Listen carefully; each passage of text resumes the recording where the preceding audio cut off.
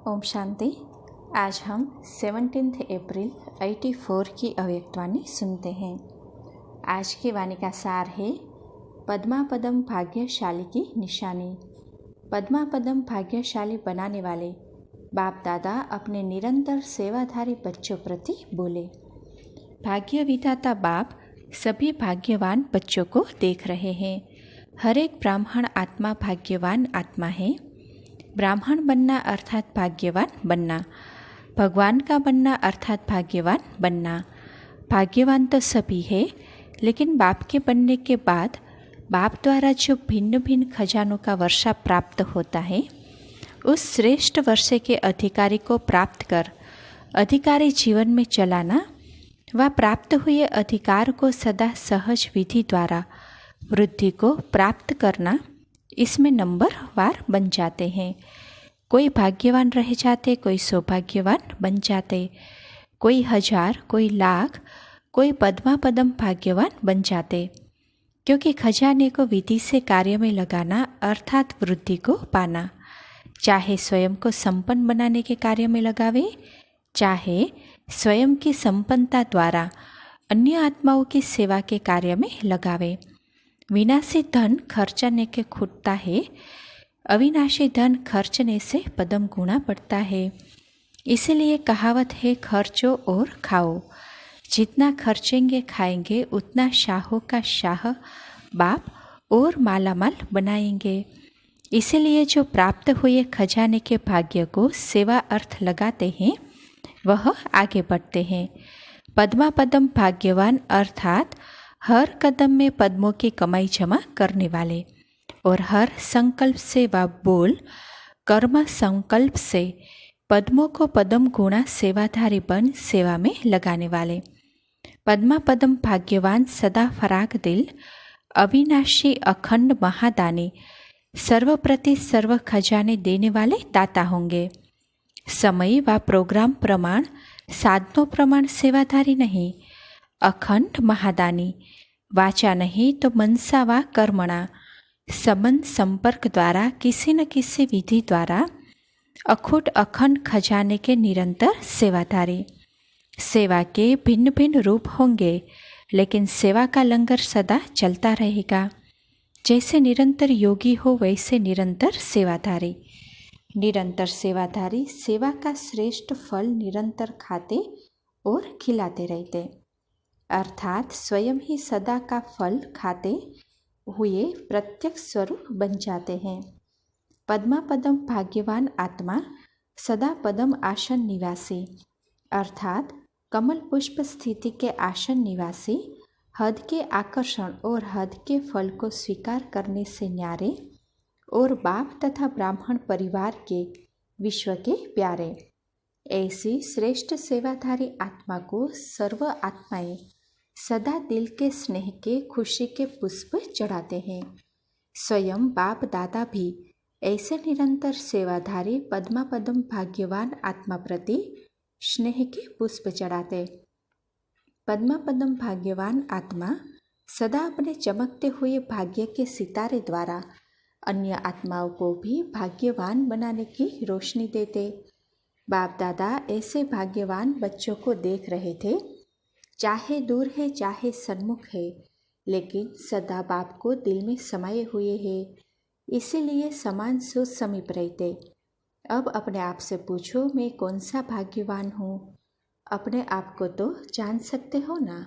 दूसरे के कहने से मानो व न मानो, लेकिन स्वयं को सब जानते हैं कि मैं कौन हूँ। समझा? फिर भी बाप दादा कहते हैं, भाग्यहीन से भाग्यवान तो बन गए। अनेक प्रकार के दुख दर्द से तो बचेंगे, स्वर्ग के मालिक तो बनेंगे। एक है स्वर्ग में आना, दूसरा है राज्य अधिकारी बनना। आने वाले तो सब हो, लेकिन कब और कहाँ आएंगे यह स्वयं से पूछो। बाप दादा के रजिस्टर में स्वर्ग में आने की लिस्ट में नाम आ गया। दुनिया से तो यह अच्छा है, लेकिन अच्छे से अच्छा नहीं है, तो क्या करेंगे? कौन सा जोन नंबर 1 जाएगा? हर जोन की विशेषता अपनी अपनी है। महाराष्ट्र की विशेषता क्या है जानते हो? महान तो है ही, लेकिन विशेष विशेषता क्या गाई जाती है? महाराष्ट्र में गणपति की पूजा ज़्यादा होती है। गणपति को क्या कहते हैं? विघ्न विनाशक। जो भी कार्य आरंभ करते हैं तो पहले श्री गणेशाय नमः कहते हैं। तो महाराष्ट्र वाले क्या करेंगे? हर महान कार्य में श्री गणेश करेंगे ना। महाराष्ट्र अर्थात सदा विघ्न विनाशक राष्ट्र। तो सदा विघ्न विनाशक बन स्वयं और अन्य के प्रति इसी महानता को दिखाएंगे। महाराष्ट्र में विघ्न नहीं होना चाहिए, सब विघ्न विनाशक हो जाए। आया और दूर से नमस्कार किया, तो ऐसा विघ्न विनाशक ग्रुप लाया है ना। महाराष्ट्र को सदा अपने इस महानता को विश्व के आगे दिखाना है। विघ्न से डरने वाले तो नहीं होना, विघ्न विनाशक चैलेंज करने वाले हैं। वैसे भी महाराष्ट्र में बहादुरी दिखाते हैं। अच्छा, यूपी वाले क्या कमाल दिखाएंगे? यूपी की विशेषता क्या है? तीर्थ भी बहुत है, नदियाँ भी बहुत है, जगत गुरु भी वहाँ ही है। चारों कोनों में 4 जगत गुरु है ना। महामंडलेश्वर यूपी में ज़्यादा है। हरि का द्वार यूपी का विशेष है। तो हरि का द्वार अर्थात हरि के पास जाने का द्वार बताने वाले सेवाधारी यूपी में ज़्यादा होने चाहिए। जैसे तीर्थ स्थान के कारण यूपी में पंडे बहुत है, वह तो खाने पीने वाले हैं, लेकिन यह है सच्चा रास्ता बताने वाले रूहानी सेवाधारी पंडे, जो बाप से मिलन मनाने वाले हैं, बाप के समीप लाने वाले हैं। ऐसे पांडव सो पंडे यूपी में विशेष है।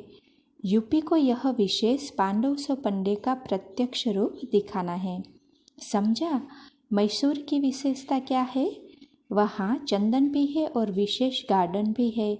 तो कर्नाटक वालों को विशेष सदा रूहानी गुलाब, सदा खुशबूदार चंदनवन विश्व में चंदन की खुशबू कहो अथवा रूहानी गुलाब की खुशबू कहो, विश्व को गार्डन बनाना है और विश्व में चंदन की खुशबू फैलानी है। चंदन का तिलक दे खुशबूदार और शीतल बनाना है। चंदन शीतल भी होता है, तो सबसे ज़्यादा रूहानी गुलाब कर्नाटक से निकलेंगे ना। यह प्रत्यक्ष प्रमाण लेना है। अभी सबको अपने अपने विशेषता का प्रत्यक्ष रूप दिखाना है। सबसे खिले हुए खुशबूदार रूहानी गुलाब लाने पड़े। लाए भी है, कुछ कुछ लाए हैं, लेकिन गुलदस्ता नहीं लाया है। अच्छा, विदेश की महिमा तो बहुत सुनाए। विदेश की विशेषता है, डिटैच भी बहुत ज़ोर से होंगे तो अटैच भी बहुत ज़ोर से होंगे। बाप दादा विदेशी बच्चों का न्यारा और प्यारापन देख हर्षित होते हैं। वह जीवन तो बीत गई, जितना फंसे हुए थे उतने ही अब न्यारे भी हो गए। इसीलिए विदेश का न्यारा और प्यारापन बाप दादा को भी प्यारा लगता है। इसीलिए विशेष बाप दादा भी याद प्यार दे रहे हैं। अपने विशेषता में समा गए हो, ऐसे न्यारे और प्यारे हो ना। अटैचमेंट तो नहीं है ना। फिर भी देखो, विदेशी मेहमान होकर घर में आए हैं तो मेहमानों को सदा आगे किया जाता है। इसीलिए भारतवासियों को विदेशियों को देख विशेष खुशी होती है। कई ऐसे गेस्ट्स होते हैं जो होस्ट बन बैठ जाते हैं। विदेशियों की सदा यही चाल रही है, गेस्ट बन आते हैं और होस्ट बन बैठ जाते। फिर भी अनेक दीवारों को तोड़कर बाप के पास आपके पास आए हैं। तो पहले आप तो कहेंगे ना। ऐसे तो भारत की विशेषता अपनी, विदेश की अपनी है। अच्छा, 84 घंटों वाली देवियाँ मशहूर है। अभी तो 84 में घंटा बजाएंगे व और भी इंतज़ार करें। विदेश में तो डर से जी रहे हैं, तो कब घंटे बजेंगे? विदेशी बजावे व देश वाले बजाए।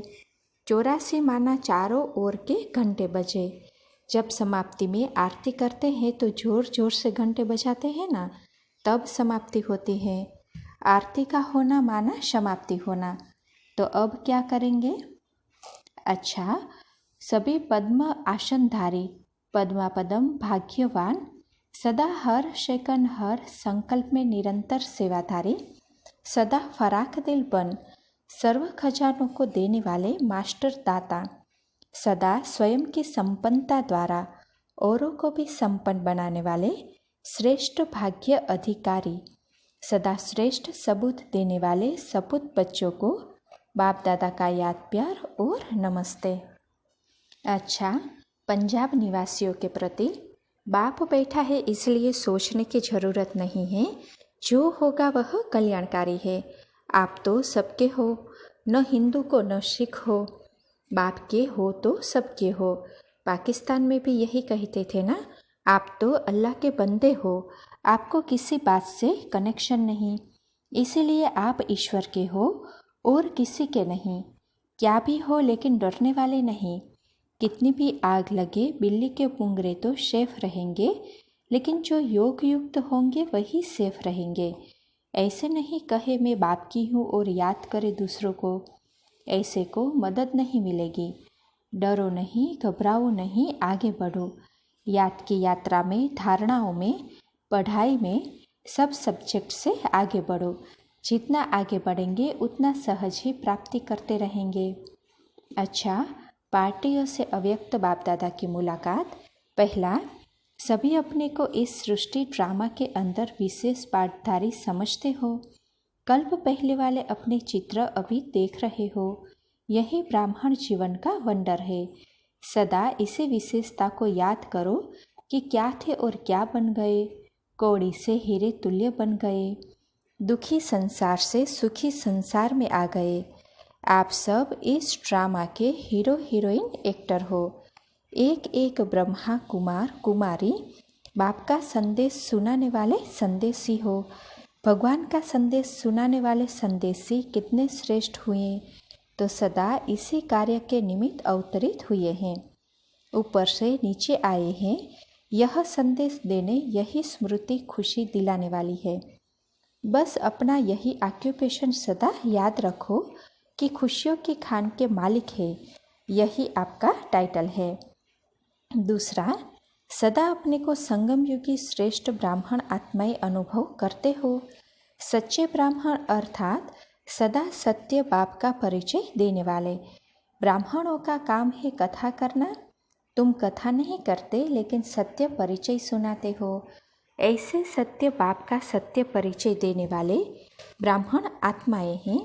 यही नशा रहे।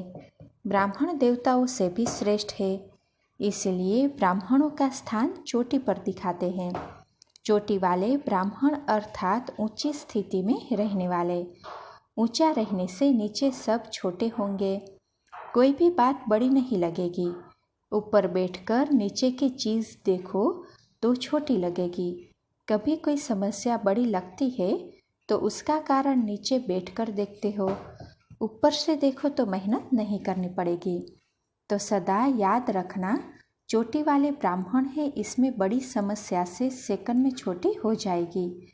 समस्या से घबराने वाले नहीं, लेकिन पार करने वाले, समस्या का समाधान करने वाले। अच्छा, आज सवेरे 18/4/84 को अमृतवेले भुवनेश्वर के एक भाई ने हार्ट फेल होने से अपना पुराना शरीर मधुबन में छोड़ा। उस समय अव्यक्त बाप दादा के उच्चारे हुए महावाक्य, सभी ड्रामा की हर सीन को साक्षी हो देखने वाली श्रेष्ठ आत्माएं हो ना।